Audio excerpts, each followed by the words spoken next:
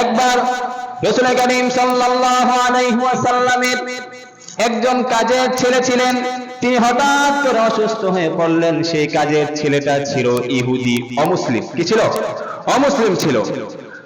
তখন শুনতে পাইলেন যে কাজের ছেলেটা অসুস্থ। তিনি তাড়াতাড়ি গেলেন। তাড়াতাড়ি যাওয়ার পর তাকে সান্ত্বনা দিলেন, তার জন্য দোয়া করলেন। দেখেন যে তার অবস্থা বেশি একটা ভালো না। তখন তাকে বললেন যে তুমি ইসলাম ধর্ম গ্রহণ করো। তখন সেই ছেলেটা তার বাবার দিকে তাকালেন। বাবার দিকে তাকানোর পরে বাবা বললেন যে মুহাম্মদুর রাসূলুল্লাহ সাল্লাল্লাহু আলাইহি সাল্লাম যা বলেন তুমি তাই করো। তখন ছেলে অতি দ্রুত সাথে সাথে ইসলাম ধর্ম গ্রহণ করলেন, বললেন লা ইলাহা ইল্লাল্লাহু মুহাম্মাদুর রাসূলুল্লাহ সাল্লাল্লাহু আলাইহি সাল্লাম। তারপর নবীজি বলেন আলহামদুলিল্লাহিল্লাযী আনকাদাহু মিনান নার। প্রশংসা সেই আল্লাহ রাব্বুল আলামিনের, শুকরিয়া আদায় করে সে আল্লাহ রাব্বুল আলামিন যিনি আমার মাধ্যমে এই ছেলেকে জাহান্নাম থেকে মুক্তি দিলেন। সুবহানাল্লাহ। আহা, কেমন দয়া ছিল, কেমন মায়া ছিল, কেমন মুহাব্বত ছিল।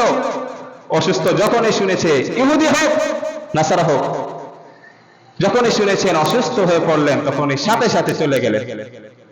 সাহাবায়ে কেরাম, যে কোনো সাহাবায়ে কেরাম যখন অসুস্থ হতেন সাথে সাথে চলে যেতেন তাকে দেখার জন্য।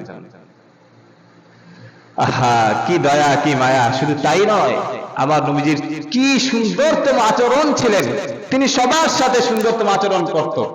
ইহুদি হোক, কখনোই ইহুদিকে বদদর দিতেন না, কখনোই দিলেন না।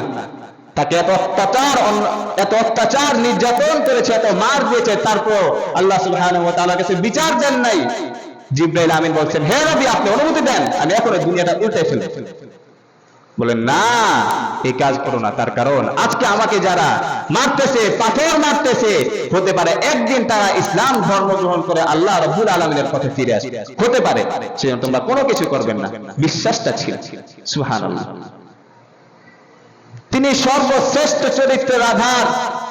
তিনি ছোটদের আদর্শ ছিলেন, তিনি বড়দের আদর্শ ছিলেন, তিনি কিশোরের আদর্শ ছিলেন, তিনি মুরব্বীদের আদর্শ ছিলেন, তিনি সকল মানুষের আদর্শ ছিলেন।